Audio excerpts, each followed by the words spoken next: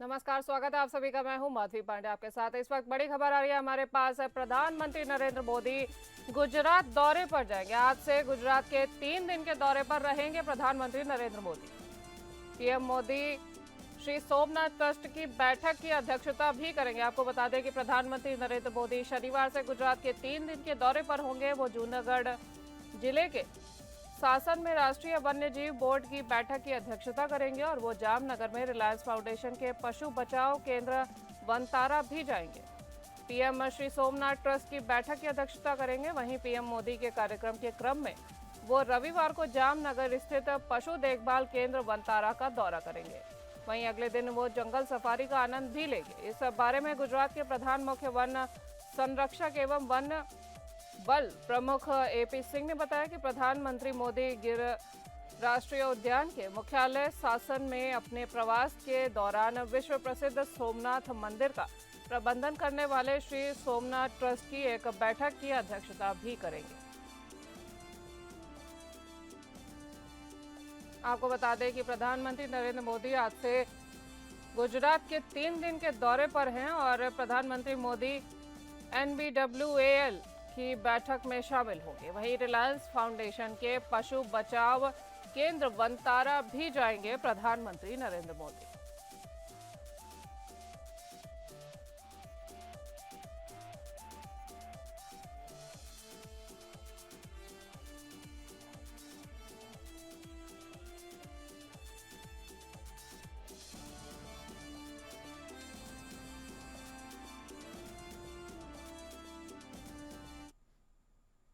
इस बीच एक और बड़ी खबर आ रही है हमारे पास झारखंड से। झारखंड के मुख्यमंत्री हेमंत सोरेन ने बीमा योजना का किया शुभारंभ। आपको बता दें कि झारखंड के सीएम हेमंत सोरेन ने आज बीमा योजना का शुभारंभ किया है। वहीं राज्य कर्मियों को 5 लाख तक का फ्री इलाज मिलेगा। झारखंड के मुख्यमंत्री हेमंत सोरेन के नेतृत्व में चल रही सरकार ने एक बड़ा फैसला लेते हुए राज्य को बड़ी सौगात दी है। रांची के प्रोजेक्ट भवन में आयोजित कार्यक्रम के दौरान मुख्यमंत्री हेमंत सोरेन के द्वारा स्वास्थ्य बीमा योजना का शुभारंभ किया गया। इस योजना के तहत राज्य कर्मियों को 5 लाख तक का मुफ्त इलाज प्रदान किया जाएगा। इस स्वास्थ्य बीमा योजना का लाभ लेने के लिए JAPT द्वारा विकसित पोर्टल के माध्यम से ऑनलाइन आवेदन करना होगा। कार्यक्रम के दौरान मुख्यमंत्री हेमंत सोरेन ने अपने संबोधन में कहा कि झारखंड राज्य सरकार के विभिन्न समस्याओं को जड़ से खत्म करने का प्रयास कर रही है और आज के समय में हर व्यक्ति स्वास्थ्य संबंधी विषयों से ग्रसित है। कोई शुगर से ग्रसित है तो कोई ब्लड प्रेशर से। आजीवन अस्पताल और दवा से ही चल रहा है। पुराने वैद्य और झाड़ फूक ओझा वाला समय अब बीत चुका है। ऐसे में एक योजना लाई गई है जिससे काफी मदद पहुंचेगी। जानकारी के अनुसार राज्य कर्मियों के अलावा जो पेंशनर्स हैं उनको भी इसका फायदा मिलेगा और साथ ही साथ विधानसभा के सदस्य, पूर्व सदस्य, विश्वविद्यालय के शिक्षक और कर्मियों को भी 5 लाख रुपए तक का इलाज मुफ्त में मिलेगा। इसके अलावा गंभीर बीमारियों की स्थिति में कुल 10 लाख रुपए तक चिकित्सा व्यय का वहन भी किया जाएगा और वहीं विशेष परिस्थितियों में लाभुकों को एयर एम्बुलेंस की भी सुविधा मुहैया कराई जाएगी। आपको बता दें कि झारखंड के सीएम हेमंत सोरेन ने बीमा योजना का शुभारंभ दिया और झारखंड की जनता को सीएम सोरेन का ये बड़ी सौगात है। रांची के प्रोजेक्ट भवन में आयोजित एक कार्यक्रम के दौरान मुख्यमंत्री हेमंत सोरेन के द्वारा स्वास्थ्य बीमा योजना का शुभारंभ किया गया है। इस योजना के तहत राज्य कर्मियों को 5 लाख रुपए तक का मुफ्त इलाज प्रदान किया जाएगा और इस स्वास्थ्य बीमा योजना का लाभ लेने के लिए JAPT द्वारा विकसित पोर्टल के माध्यम से ऑनलाइन आवेदन करना होगा।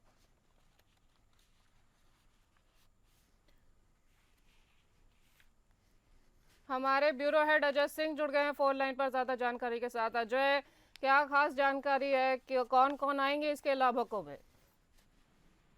देखिए, बताऊं आपको कि जो है कल जो है मुख्यमंत्री जो है वो झारखंड के कर्मचारियों को उन्होंने स्वास्थ्य संबंधी एक बीमा योजना लागू की है और देखा जाए तो इसमें जो है एक लगभग 1,63,000 जो कर्मी है वो उसमें जो सेवानिवृत्त कर्मी हैं उनको भी इस बीमा योजना का लाभ मिलेगा।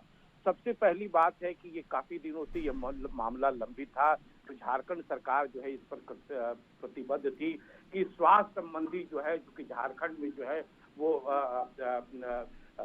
जो आदिवासियों और जो वैसे लोग हैं जो स्वास्थ्य संबंधी से थे वो वंचित रह जाते हैं। बहुत वैसे लोग जो हैं गरीब और दलित लोग, वैसे जो क्षेत्र हैं जहाँ कभी स्वास्थ्य संबंधी जो है जरूरी चीजें जो मुहैया नहीं हो पाती हैं, और राज्य सरकार का एक ही जो बड़ा अस्पताल है वो है रिम्स है, तो वहां तक जो है इसके लिए इसकी सुविधाओं प्राप्त करने के लिए जो है स्वास्थ्य मंत्री ने एक बड़ी ही योजना लागू की है, बीमा योजना लागू की। उसमें 5 लाख रुपए तक की जो है उसमें ये छूट दी गई है, अब मिलेगी उनको। लेकिन एक और जो दिलचस्प बात है कि ऐसे नहीं है कि उनको 5 लाख ही रुपए तक सीमित है।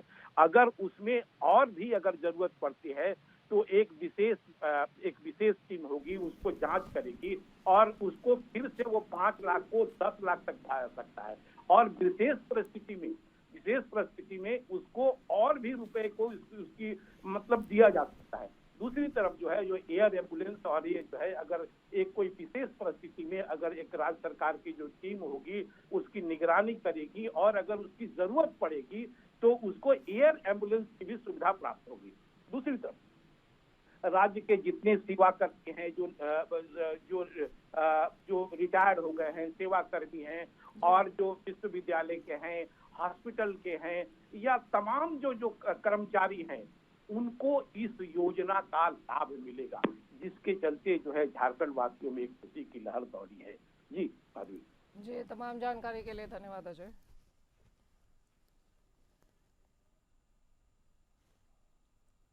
इसी बीच उत्तराखंड से हमारे पास एक और बड़ी खबर आ रही है। चमोली में भूस्खलन हुआ है और भूस्खलन में 55 मजदूर फंसे हुए थे, जिनमें से 33 को सुरक्षित निकाल लिया गया है। इस वक्त की बड़ी खबर चमोली से। उत्तराखंड के ऊंचाई वाले क्षेत्रों में हो रही बर्फबारी के बीच चमोली जिले के बद्रीनाथ पे सीमांत बाड़ा गांव के पास शुक्रवार तड़के हिमस्खलन होने से वहां फंसे सीमा सड़क संगठन बीआरओ के 55 मजदूरों में से 33 को सुरक्षित निकाल लिया गया है, जबकि 22 अन्य की तलाश अभी भी जारी है। प्रदेश के आपदा प्रबंधन और पुनर्वास सचिव विनोद कुमार सुमन ने बताया कि बद्रीनाथ धाम से 6 किलोमीटर आगे हुई हिमस्खलन की घटना में पहले 57 मजदूरों के फंसे होने की सूचना मिली थी, लेकिन अब स्थानीय प्रशासन ने बताया है कि 2 मजदूरों के छुट्टी पर होने के कारण मौके पर 55 मजदूर थे और उन्होंने बताया कि शाम 5 बजे तक 32 मजदूरों को सुरक्षित बाहर निकाल लिया गया था, जबकि देर रात और श्रमिकों को बाहर निकाल लिया गया है। इस प्रकार अब तक कुल 33 मजदूरों को बाहर निकाला जा चुका है, जबकि 22 अन्य की खोजबीन जारी है। इस बीच मुख्यमंत्री पुष्कर सिंह धामी ने देर रात एक बार फिर राज्य आपदा परिचालन केंद्र पहुंचकर बचाव कार्यों की समीक्षा की है। उन्होंने बचाव कार्यों में वायुसेना के हेलीकॉप्टर के साथ ही राज्य सरकार की एजेंसी यूकार्डा और निजी कंपनियों के हेलीकॉप्टर को भी बचाव कार्यों में शामिल करने के निर्देश दिए हैं। मुख्यमंत्री ने कहा कि प्रत्येक श्रमिक की सुरक्षित वापसी के लिए जो भी संभव होगा हम वो करेंगे।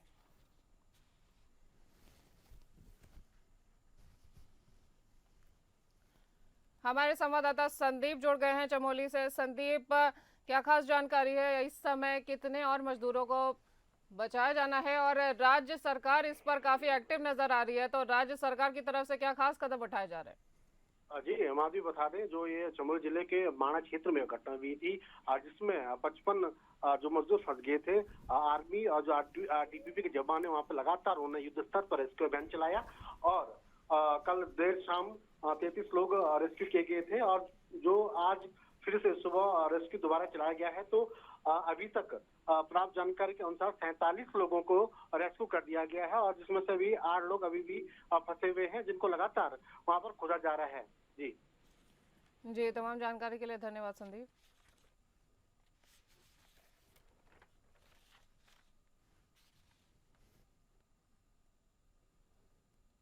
एक और बड़ी खबर आ रही है हमारे पास जम्मू कश्मीर से। जम्मू कश्मीर में बर्फबारी बढ़ रही है और लगातार हो रही बारिश और बर्फबारी से जनजीवन प्रभावित हो रहा है। आपको बता दें कि जम्मू से श्रीनगर राष्ट्रीय राजमार्ग बंद कर दिया गया है। वहीं बारिश बर्फबारी से वैष्णो देवी यात्रा को भी बाधित किया गया है। इस वक्त की बड़ी खबर, जम्मू कश्मीर में लगातार हो रही बारिश और बर्फबारी से जनजीवन प्रभावित हो रहा है और खराब मौसम से रेल, हवाई और सड़क सेवाएं भी प्रभावित है।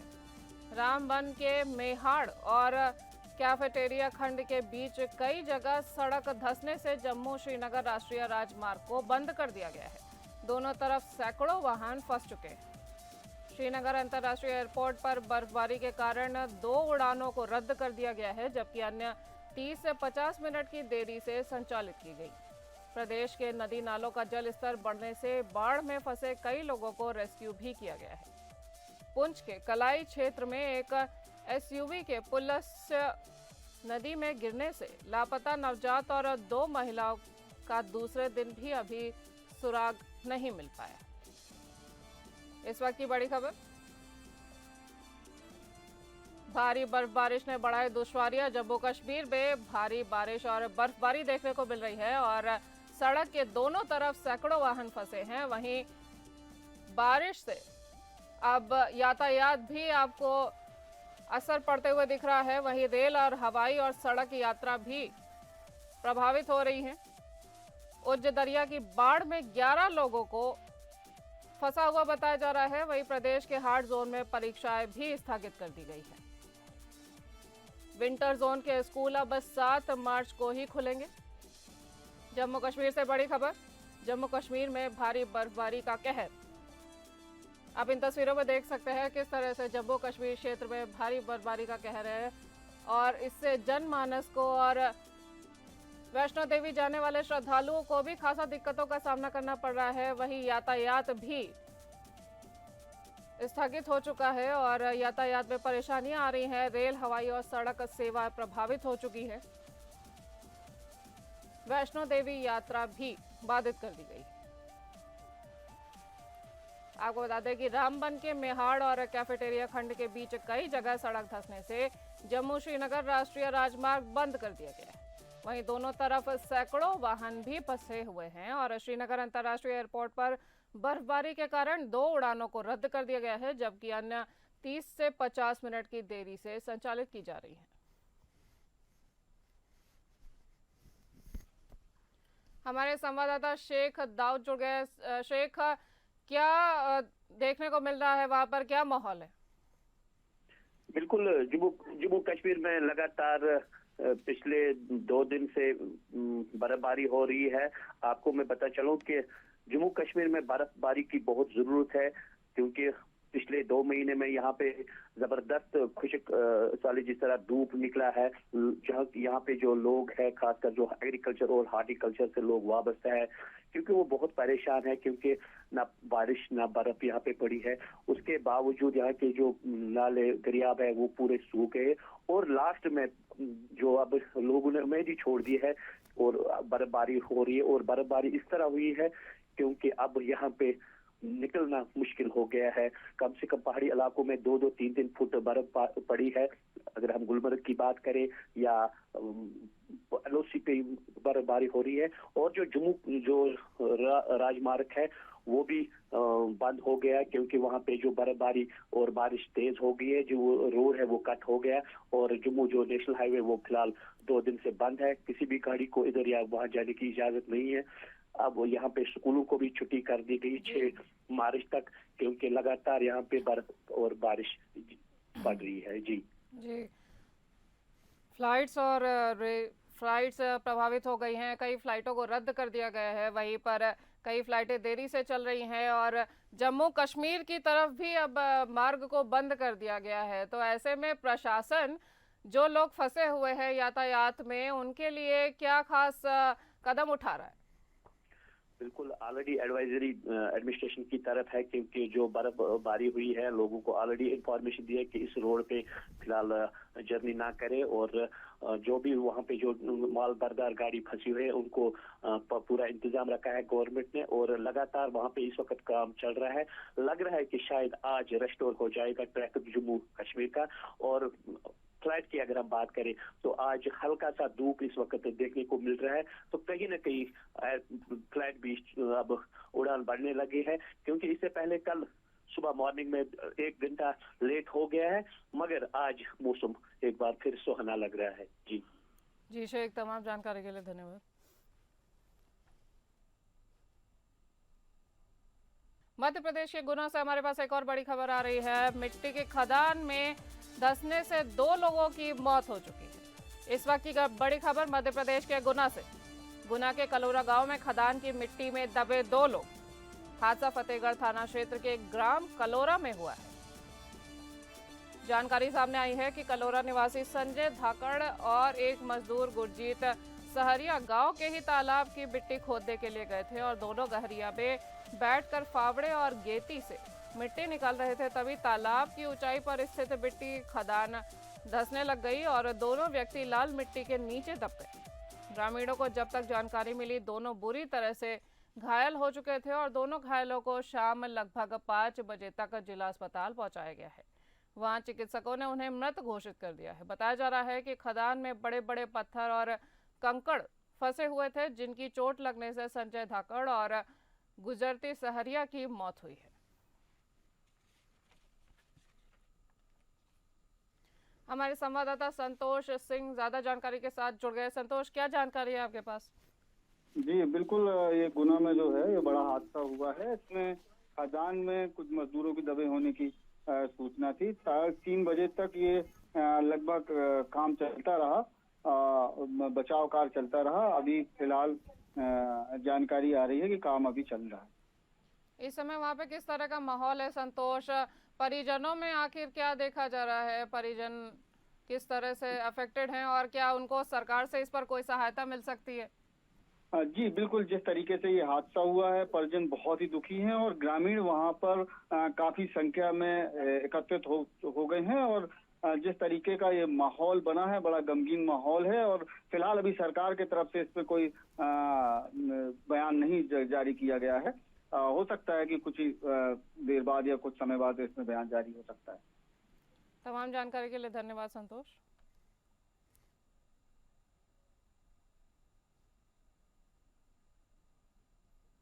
इसी बीच अमेरिका के व्हाइट हाउस से एक और बड़ी खबर आ रही है। अमेरिका राष्ट्रपति और यूक्रेनियन राष्ट्रपति में तीखी बहस। आपको बता दें कि अमेरिकी राष्ट्रपति ट्रंप और यूक्रेन के राष्ट्रपति जेलेंस्की में तीखी बहस हो चुकी है। इस वक्त की बड़ी खबर, ट्रंप से बहस करना पड़ा जेलेंस्की को भारी। अमेरिका के व्हाइट हाउस से इस वक्त की बड़ी खबर आपके सामने। व्हाइट हाउस में अमेरिकी राष्ट्रपति डोनाल्ड ट्रंप और यूक्रेनियन राष्ट्रपति व्लादिमीर जेलेंस्की के बीच ओवल ऑफिस में तीखी बहस हो गई। बैठक के दौरान ट्रंप और जेलेंस्की के बीच रूस यूक्रेन युद्ध को समाप्त करने के तरीकों पर मतभेद सामने आए हैं, जिससे बातचीत तनावपूर्ण हो गई। ट्रंप ने जेलेंस्की पर अपमानजनक व्यवहार करने का आरोप लगाया था, जबकि जेलेंस्की ने रूस के राष्ट्रपति व्लादिमीर पुतिन के वादों पर सवाल उठाए।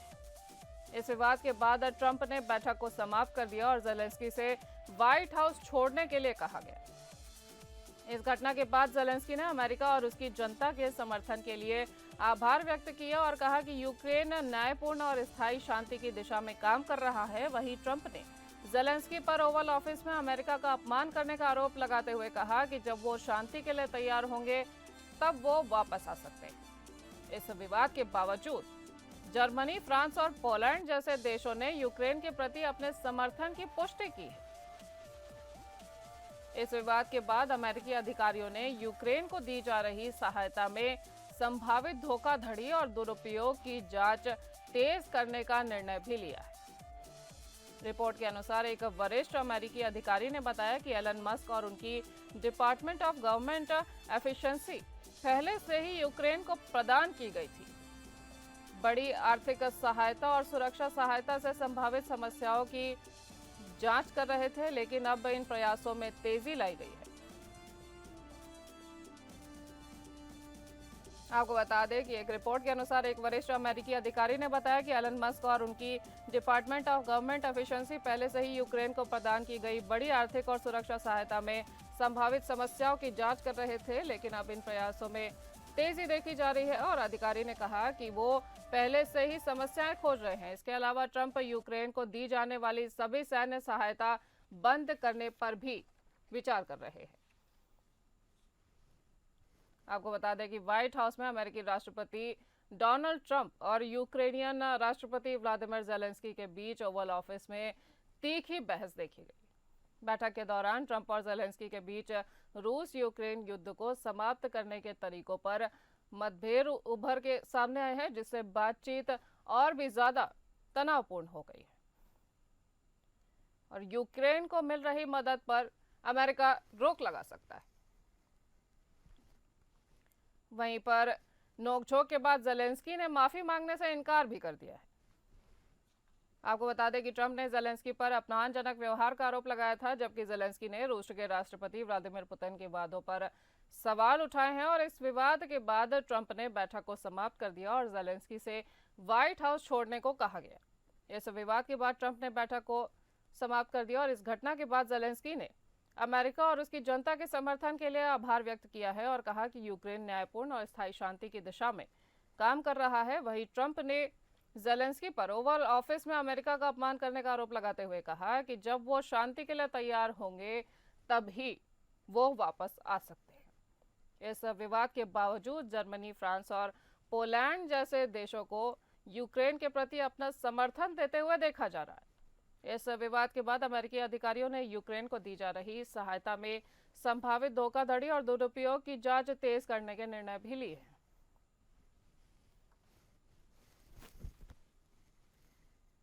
इस बुलेटिन में इतना ही। नमस्कार।